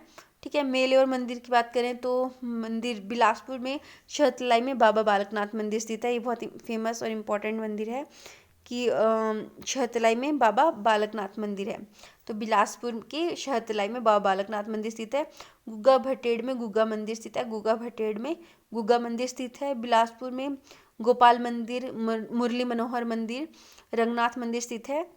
धोलरा में नरसिंह मंदिर है, जो हमने जैसे धोलरा महल की भी बात की थी जो दीपचंद द्वारा बनाया गया था, वैसे ही धोलरा जो स्थान है वहाँ पर नरसिंह मंदिर भी है। पीर ब्यानू में लगदाता मंदिर है। पीर ब्यानू जो जगह है वहाँ पर लगदाता मंदिर है। नैना देवी मंदिर नैना देवी में स्थित है। मेले की बात करें तो नलवाड़ी मेला, ये इम्पोर्टेंट है कि जो नलवाड़ी मेला है वो 1889 में डब्ल्यू गोल्डस्टीन ने शुरू करवाया था। नलवाड़ी मेला 1889 में डब्ल्यू गोल्डस्टीन ने शुरू करवाया था। यह पशुओं का मेला है जो अप्रैल माह में लगता है। कब लगता है? ये अप्रैल में लगता है। डब्ल्यू गोल्डस्टीन ने 1889 में शुरू कराया था नलवाड़ी मेला और अप्रैल माह में लगता है। नलवाड़ी मेला पहले जो है साडू मैदान में लगता था और भाखड़ा बांध बनने के बाद जो है ये लूणू मैदान में लगता है। पहले साडू मैदान में लगता था, अब लूणू मैदान में लगता है। गुग्गा जो मेला है घेड़वी में लगता है। बैसाखी मेला हटवार में लगता है। बैसाखी मेला कहाँ लगता है? हटवार में लगता है। और नगरोन में गुग्गा नवमी मेला लगता है। नगरोन में जो है गुग्गा नवमी मेला लगता है। जो कुछ आंकड़े दिए गए हैं ये इतने रेलिवेंट नहीं है। हम लोग सीधा क्वेश्चन आंसर पर आते हैं। तो पहला बोला गया है कि बिलासपुर नगर की स्थापना किसने की थी? दीपचंद चंदेल ने की थी। तो बिलासपुर नगर की बात हो रही है यहाँ पर, रियासत की बात नहीं है, नगर की बात। तो दीपचंद चंदेल ने कब की थी? 1654 में। व्यास गुफा किस जिले में स्थित है? तो बिलासपुर में। ग श्रेणी के राज्य बिलासपुर का विलय हिमाचल प्रदेश में कब हुआ? 1 जुलाई 1954 को। बहादुरगढ़ जो किला है बिलासपुर के किस राजा की ग्रीष्मकालीन राजधानी रहा? विजयचंद या विजयचंद। 1 जुलाई 1954 को किस भाग से राज्य का हिमाचल प्रदेश में विलय हुआ? तो बिलासपुर का। हिमाचल प्रदेश की किस देशी रियासत ने 1947 में भारत की स्वतंत्रता की घोषणा हो जाने पर शुरू में अपना स्वतंत्र अस्तित्व बनाए रखा, पर बाद में क्या हुआ? ये हिमाचल में मिल गया था। वो कौन सा राज्य था? बिलासपुर। तो भूतपूर्व बिलासपुर रियासत में कौन से शासक महात्मा गांधी के पक्के अनुयायी थे? वो थे, अभी हमने पढ़ा, आनंद चंद। बिलासपुर के संस्थापक राजा वीरचंद मध्य भारत के किस क्षेत्र से 900 ईस्वी में हिमाचल प्रदेश में थे? ये भी हमने डिस्कस किया था कि चंदेल राजपूत थे ये, चंदेरी के, बुंदेलखंड मध्य प्रदेश के। 1900 में बिलासपुर का रंग महल जो है उसका निर्माण विजयचंद द्वारा कराया गया था। ये भी हमने डिस्कस किया है कि 1900 में ये जो बिलासपुर में रंग महल का निर्माण कराया था विजयचंद ने। उसके बाद बोला गया है कि हिमाचल प्रदेश में कौन सा नगर प्राचीन समय में व्यासपुर कहलाता था? तो बिलासपुर है। बछरेटू किला भी हमने पढ़ा था। बछरेटू किला जो है बिलासपुर में है और कोटधार में है ये। और गुरु का लाहौर स्थित है बिलासपुर में। हिमाचल प्रदेश के किस जिले की सीमा रोपड़ रूपनगर से लगती है? तो बिलासपुर की रोपड़ रूपनगर से सीमा लगती है बिलासपुर की। बरमाणा, कंदरोड़, नैना देवी, शहतलाई, घुमारवी, घेड़वी, झंडूता स्थित है बिलासपुर में। कौन कौन सी जगह बोलिए? बरमाणा, जहाँ पर एसीसी सीमेंट फैक्ट्री है। कंदरोड़ का पुल देखा हमने। नैना देवी धार देखी। शहतलाई में बाबा बालकनाथ मंदिर है। घुमारवी, घेड़वी, गुग्गा घेड़वी देखा हमने। झंडूता, ये सारे के सारे एरिया बिलासपुर में हैं। फिर बोला है 1948 में 12 अक्टूबर को बिलासपुर का आखिरी राजा और पहला मुखियायुक्त कौन था? राजा आनंद चंद। और दूसरा मुखियायुक्त कौन था? श्रीचंद छाबड़ा, जो कि 2 अप्रैल 1949 को बनाए गए थे। बिलासपुर में विजयचंद ने किस भवन का निर्माण किया था? रंग महल का। कब? 1900 में। बिलासपुर प्रजामंडल ने बिलासपुर में सत्याग्रह कब शुरू किया? 1946 में। जो बिलासपुर का प्रजामंडल है उसने बिलासपुर में सत्याग्रह कब शुरू किया था? 1946 में। बिलासपुर प्रजामंडल ने बिलासपुर में सत्याग्रह कब शुरू किया था? 1946 में। संसार चंद के आक्रमण से घबराकर पहाड़ी राज्यों ने किसकी अध्यक्षता में गोरखों को अपनी सहायता के लिए बुलाया? तो कहलूर के राजा जो महान चंद थे उनकी अध्यक्षता में बुलाया गया था अमर सिंह थापा को, गोरखाओं को। नेक्स्ट बोला गया स्वाधीन कहलूर दल का मुख्य उद्देश्य क्या था? जो स्वाधीन कहलूर दल था उसका मुख्य उद्देश्य क्या था? कहलूर राज्य द्वारा स्थापित दल जिससे कि स्वतंत्रता आंदोलन को दबाया जा सके। तो स्वाधीन कहलूर दल का मुख्य उद्देश्य था स्वतंत्रता आंदोलन को दबाया जा सके, इसलिए ये बनाया गया था। और बिलासपुर बैंक की स्थापना 1944 में की गई थी। बिलासपुर का पहला बैंक 1944 में स्थापित था। 1963 में एनसीसी की इकाई स्थापित हुई बिलासपुर में। 1963 में बिलासपुर में एनसीसी की इकाई स्थापित हुई थी। कब? 1963 में। बिलासपुर के किस राजा ने के काल में कहलूर और अन्य शिमला पहाड़ियों मुगल के संरक्षण में आ गई थी। ये हमने पढ़ा था कि ज्ञानचंद थे जिनके काल में जो है मुगलों का कब्जा हो गया था, मुगलों के अधीन आ गई थी जो हमारी रियासत है। और इन्होंने जो है बाद में अपना धर्म भी इस्लाम चेंज कर लिया था, इस्लाम धर्म को अपना लिया था इन्होंने। कुछ एक क्वेश्चंस और देखते हैं। सॉरी, तो बोला गया कि कहलूर रियासत के किस राजा ने अपनी रियासत की राजधानी सुनहानी से बिलासपुर बदली। तो सुनहानी से बिलासपुर बदली है दीपचंद ने अपनी राजधानी सुनहानी से बिलासपुर बदली है। फिर बोला गया कि बिलासपुर के किस राजा ने अपनी रियासत का प्रशासन ब्रिटिश मॉडल पर करने की कोशिश की, लेकिन उसे अपने कर्मचारियों का सहयोग नहीं मिला। तो विजयचंद थे जिन्होंने ब्रिटिश मॉडल पर करने की कोशिश की थी, लेकिन उन्हें अपने कर्मचारियों का सहयोग नहीं मिला। अक्टूबर 1948 में भारतीय संघ में विलय के बाद बिलासपुर पार्टी स्टेट के चीफ कमिश्नर किसे नियुक्त किया गया। तो आनंद चंद जो आखिरी राजा थे उनको ही पार्टी स्टेट का मुख्य या चीफ कमिश्नर नियुक्त किया गया था। इसका बोला गया कि राजा गुलाब सिंह का सेनापति जोरावर सिंह जो था, जिसने 1834 से 41 ईस्वी में लद्दाख और बाल्टिस्तान पर आक्रमण किया, किस रियासत से संबंधित था। तो कहलूर के भद्रुक जगह से संबंधित था ये। तो राजा गुलाब सिंह का जो सेनापति होता है जोरावर सिंह, राजा गुलाब सिंह का सेनापति कौन है, जोरावर सिंह, ठीक है। और जो गुलाब सिंह थे ये कश्मीर साइड के राजा थे, राजा गुलाब सिंह। तो इनका सेनापति था जोरावर सिंह। तो 1834 से 41 ईस्वी तक लद्दाख और बाल्टिस्तान पर आक्रमण किया इसने। और किस रियासत से संबंधित था ये, कहलूर भद्रुक से। बिलासपुर रियासत की भूमि बंदोबस्त अभियान कब शुरू किया गया था। 1930 में। इंपॉर्टेंट क्वेश्चन है कि बिलासपुर रियासत में जो भूमि बंदोबस्त का अभियान है कब शुरू किया गया था। 1930 में। 1930 में भूमि बंदोबस्त का अभियान शुरू किया गया था। बिलासपुर रियासत में भूमि बंदोबस्त का अभियान शुरू किया गया था 1930 में। बिलासपुर रियासत के किस राजा ने भूमि जो कर है उसको कुछ भाग नकदी में और कुछ भाग उपज के रूप में लेना शुरू किया था। राजा हीराचंद ने, ठीक है। राजा हीराचंद ने कुछ भाग जो था वो नगद लेते थे, ये कुछ उपज का भाग लेते थे। हिमाचल प्रदेश के बिलासपुर जिले के किस प्राचीन मनीषी की पूजा की जाती है। तो मार्कंडेय जो है मनीषी, उनकी पूजा की जाती है। तो किस प्राचीन मनीषी की पूजा की जाती है, मार्कंडेय जी की पूजा की जाती है। बिलासपुर जिले में किस मनीषी की पूजा की जाती है, मार्कंडेय ऋषि की पूजा की जाती है यहाँ पर। नेक्स्ट क्वेश्चन देखते हैं। बोला गया है कि कहलूर रियासत का कौन सा राजा निसंतान मर गया था, उसके उत्तराधिकारी के लिए शो था खड़गचंद। तो मियाँ जंगी को, जैसे हमने पढ़ा था, बनाया गया था पहले। उसके बाद उसके जो चाचा होते हैं राजा जगत चंद, उनको बना दिया गया था, ठीक है। 1883 ईस्वी के आसपास जुग्गा जो आंदोलन है जिसने कुछ किसानों आत्मदाह किया था, किस रियासत में हुआ था, कहलूर में हुआ था। जुग्गा आंदोलन 1883 में राजा अमरचंद के टाइम में। फिर बोला गया जोरावर सिंह जो जम्मू के राजा गुलाब सिंह की सेना में था। तो जोरावर सिंह किसकी सेना में था, जम्मू के राजा गुलाब सिंह की सेना में था। उसने लद्दाख को जीता और तिब्बत पर आक्रमण किया। वह बिलासपुर के जिले का ना किस गांव से संबंधित था, तो भद्रुक का। हमने ऐसा क्वेश्चन अभी देखा था। हिमाचल प्रदेश के किस रियासत का विलय स्वतंत्रता के पश्चात भारत में हुआ था, तो बिलासपुर का।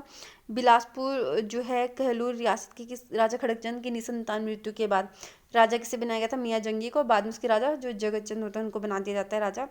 बिलासपुर के राजा मेघचंद को अपने खोए हुए जो राज्य थे उसको प्राप्त करने में दिल्ली के किस सुल्तान ने सहायता की थी, तो इल्तुतमिश ने। बिलासपुर 1 जुलाई और किस वर्ष को ग श्रेणी का राज्य बना था, तो 1954 को। नेक्स्ट देखें तो बिलासपुर का कौन सा राजा नादिर शाह द्वारा बंदी बनाया गया था। तो हमने पढ़ा था कि जो देवीचंद था वो उसको नादिर शाह का समकालीन था, उसको और बंदी भी बनाया गया था। बिलासपुर स्थानांतरण से पूर्व कहलूर रियासत की राजधानी क्या थी, सुनहानी थी। बीकचंद ने सुनहानी बनाई थी 1600 ईस्वी में राजधानी अपनी, ठीक है। उसके बाद में दीपचंद के द्वारा बिलासपुर बनाई गई 1654 में। बोला गया है कि नेक्स्ट की किसने 900 ईस्वी में कहलूर राज्य की स्थापना की थी, तो वीरचंद ने। बिलासपुर ने निम्नलिखित राज्यों में से किसे प्रजा ने उसके अत्याचारी शासन के कारण जो राज्य छोड़ने पर बाध्य कर दिया था, तो हमने भी पढ़ा है। मेघचंद ने। रुक्मणी कुंड कहाँ है, बिलासपुर में। रुक्मणी कुंड कहाँ है, बिलासपुर में। बिलासपुर रियासत के अभिलेख किस वर्ष देवनागरी लिपि में रखे जाने लगे, 1885 में, ठीक है। ये भी हमने पढ़ा था कि 1885 में जो है बिलासपुर के जो जितने भी अभिलेख हैं वो देवनागरी लिपि में लिखे जाने स्टार्ट हुए और अमरचंद ने ये जो आदेश पारित किया था। भारत की स्वतंत्रता 1947 के समय बिलासपुर रियासत का राजा कौन था? आनंद चंद था। बिलासपुर जो भारत की स्वतंत्रता 1947 के समय कौन था? आनंद चंद था बिलासपुर का राजा। उसका बोला गया नैना देवी किस पहाड़ी रियासत की राजधानी थी? तो बिलासपुर की। भाग ग श्रेणी के राज्य बिलासपुर हिमाचल प्रदेश में कब सम्मिलित किया गया? 1 जुलाई 1954 को। उसके बाद बोला गया है कि किस देशी रियासत ने प्रारंभ में अंग्रेजी राज्य के समाप्त हो जाने के समय भारतीय संघ में सम्मिलित होने से इनकार कर दिया? तो बिलासपुर ने इनकार कर दिया था स्टार्टिंग में।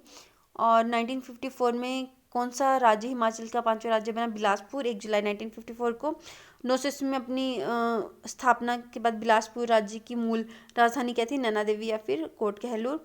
सन 1947 में अंग्रेजों ने भारत छोड़ने पर बिलासपुर रियासत के शासक क्या करने की योजना बना रहे थे?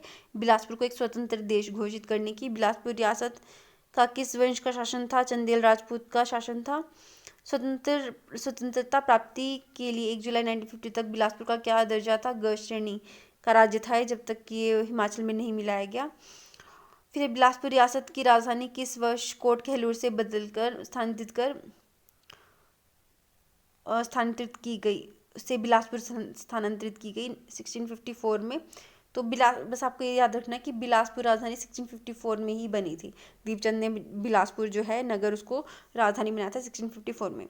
बिलासपुर के राजा को अंग्रेजों ने किस वर्ष सनद द्वारा सतलुज के दाहिने क्षेत्रों पर उसका अधिकार पक्का कर दिया था? तो 1847 में। तो 1847 में क्या होता है कि जो बिलासपुर के राजा होते हैं उनका अंग्रेजों अधिकार पक्का कर देते हैं सतलुज के दाहिने क्षेत्रों पर। अक्टूबर 1847 की बात है। अक्टूबर 1847 में बिलासपुर के राजा को अंग्रेजों ने सनद द्वारा सतलुज के दाहिने क्षेत्र का अधिकार दे दिया था।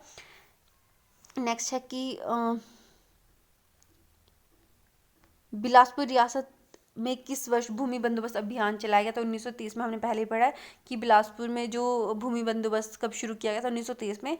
तो भूमि बंदोबस्त अभियान कब चलाया गया है? 1930 में। बिलासपुर के किस राजा ने 1784 में जगत खान और स्वारघाट टैंक निर्मित करवाए थे? तो ये हीराचंद थे। तो हीराचंद ने कब बनवाए थे? 1874 में जगत खान और स्वारघाट टैंक बनाए थे। किस राजा ने टैंक संघवाना बिलासपुर का निर्माण करवाया था? तो विजयचंद ने टैंक संघवाना का निर्माण कराया है बिलासपुर में, विजयचंद ने। नेक्स्ट है कांगड़ा के राजा संसार चंद ने किस वर्ष बिलासपुर पर आक्रमण किया था? तो हमने पढ़ा था कि 1795 में इन्होंने आक्रमण किया था। और झंझार बिलासपुर में संसार चंद ने किले का निर्माण किया। उस किले का नाम क्या रखा गया था? छातीपुर किला रखा गया था जब इन्होंने यहाँ पर बिलासपुर पर अपनी जीत हासिल की। तो 1795 में जब इन्होंने अपना आक्रमण किया था उसके बाद इन्होंने छातीपुर किला बनाया है झंझार धार पर। 1857 की क्रांति के समय कहलूर का राजा कौन था? हीराचंद था। सन 1900 ईस्वी में बिलासपुर में सुप्रसिद्ध रंग महल जो गोविंद सागर में डूब गया है उसका निर्माण किसने कराया था? तो 1900 में जो विजयचंद थे उन्होंने इसका निर्माण कराया है 1900 में बिलासपुर में रंग महल का। बिलासपुर रियासत का अंतिम राजा कौन था? आनंद चंद था। जुग्गा आंदोलन किस जिले में हुआ है? तो बिलासपुर में जुग्गा आंदोलन हुआ है। बिलासपुर हिमाचल प्रदेश का कौन सा राज्य बना था? पांचवा। बिलासपुर की कितनी विधानसभा सीटें हैं? तो बिलासपुर में 4 विधानसभा सीटें हैं। उसके बाद बोला गया बिलासपुर का लिंग अनुपात कितना है? 981। बिलासपुर का लिंग अनुपात कितना है? 981 बिलासपुर का लिंग अनुपात है 981। उसके बाद बोला गया है कि बिलासपुर के किस स्थान पर पशु प्रजनन केंद्र है? तो कोठीपुरा में। बिलासपुर के कोठीपुरा में पशु प्रजनन केंद्र है। बिलासपुर की जनसंख्या 2001 में कितनी थी? तो 3,81,956, 3,81,956, 3,81,956। बिलासपुर के राजा संपूर्ण चंद की हत्या किसने की थी? तो उनके भाई रतन चंद ने इनकी हत्या कर दी थी। फिर बोला बिलासपुर के किस राजा ने सरहिंद के वायसराय के प्रभाव में आकर अपना धर्म परिवर्तन कर लिया था? तो ज्ञानचंद वो राजा थे जिन्होंने अपना धर्म परिवर्तन कर लिया था। कांगड़ा के राजा ने 1667 ईस्वी में बिलासपुर के किस राजा का नादौन में जहर देकर मार दिया था? तो दीपचंद वो राजा थे जिनको 1667 में कांगड़ा के राजा द्वारा जहर देकर मार दिया गया था। तो दीपचंद वो राजा थे। फिर बोला बिलासपुर के किस राजा ने हिंडूर सीमा पर एक किले का निर्माण किया था? तो कल्याण चंद ने हिंडूर सीमा पर एक किले का निर्माण किया था जिसमें बाद में युद्ध भी हुआ हिंडूर और बिलासपुर के बीच में और इसमें हिंडूर का राजा मारा गया। नेक्स्ट बोला गया है कि जो रामू वजीर साहिब अमर सिंह वजीर किस रियासत से संबंध रखते थे, तो कहलूर से। रामू वजीर का नाम इंपॉर्टेंट है थोड़ा, तो रामू वजीर आप ज़्यादा याद रखिएगा कि रामू वजीर जो है वो कहलूर से रिलेटेड थे। और उसके बाद बोला गया कि बिलासपुर के किस राजा के शासनकाल को काला युग कहा गया है, तो खड़गचंद के शासनकाल को काला युग कहा गया है। और स्वर्ण युग किसके काल को कहा गया है, हीराचंद के शासनकाल को। बिलासपुर का कौन सा राजा गद्दी छोड़कर वृंदावन चला गया था, जगतचंद। तो जगतचंद जो था वो खड़गचंद का चाचा था। वो मियाँ जंगी के बाद जब खड़गचंद की मृत्यु हो जाती है निसंतान, तो मियाँ जंगी को थोड़े समय के लिए राजा बनाया जाता है। उसके बाद खड़गचंद का जो राजा होता है जगतचंद, वो गद्दी पर बैठता है, लेकिन वो भी गद्दी छोड़कर वृंदावन चल जाता है क्योंकि उसके इकलौते पुत्र जो हैं नरपत चंद, उनकी मृत्यु हो जाती है 1844 में। इसके कारण वो जगतचंद अपने पोते हीराचंद को शासन जो है सौंप कर कहाँ चल जाता है, वृंदावन चला जाता है। फिर नेक्स्ट है कोटधार, नैनादेवीधार और त्यूनधार किस जिले में है, तो बिलासपुर में। सद्धार कहलूर इसलिए कहा जाता है। बछरेटू, फतेहपुर और नौरंगढ़ किला कहाँ पर है, ये बिलासपुर में ही है। बछरेटू, फतेहपुर और नौरंगढ़ किला। उसके बाद बोला गया है कि जमथाल टैंक और रिवाल्सर टैंक किस जिले में स्थित है, तो बिलासपुर में। हमने जो टैंक्स पढ़े थे उसमें हमने पढ़ा था कि जमथाल और रिवाल्सर टैंक कहाँ है, बिलासपुर में। जमथाल और रिवाल्सर टैंक कहाँ है, बिलासपुर में। और बिलासपुर अपने टैंक्स के लिए फेमस है। कौन सी पूर्वी रियासत सद्धार के नाम से जाना जाता है, तो सद्धार के नाम से कहलूर को जाना जाता था। बिलासपुर के उत्तर में हमीरपुर एवं पश्चिम में स्थित है ऊना। तो बिलासपुर के जो है उत्तर में हमीरपुर है और पश्चिम में ऊना है। बिलासपुर जिले का क्षेत्रफल 1167 मतलब 1167 वर्ग किलोमीटर है। और उसका क्षेत्रफल हिमाचल के क्षेत्रफल का कितना प्रतिशत है, 2.10%। 2.10%। उसके बाद बिलासपुर 9 अक्टूबर 1948 को क्या बना, तो ग श्रेणी का राज्य। 1903 ईस्वी में के आसपास बिलासपुर रियासत के किस राज्य को रियासत से निर्वासित कर दिया गया और बनारस में रहने का हुक्म दिया गया, तो विजयचंद। तो 1903 में क्या किया गया है, जो विजयचंद जी थे उनको बिलासपुर से निर्वासित कर कर वृंदावन जो है बनारस में रहने का इनको हुक्म दिया गया था 1903 में। और उसके बाद बोला गया है कि भूमि राजस्व जो 1863 तक बिलासपुर रियासत में फसल के अंश के रूप में लिया जाता था, उसका मात्र पैदावार के कितने भाग था, तो पैदावार का तीसरा हिस्सा था, जो हीराचंद के टाइम में 1863 में जो है भूमि जो कर है उसके रूप में दिया जाता था, पैदावार का तीसरा हिस्सा 1863 में। इस तरह से पैदावार का जो हिस्सा है और कुछ नकदी हिस्सा वो भूमि कर के रूप में दिया जाता था। इसके बाद हम जो नेक्स्ट डिस्ट्रिक्ट करेंगे वो चंबा करेंगे। आज के लिए इतना ही।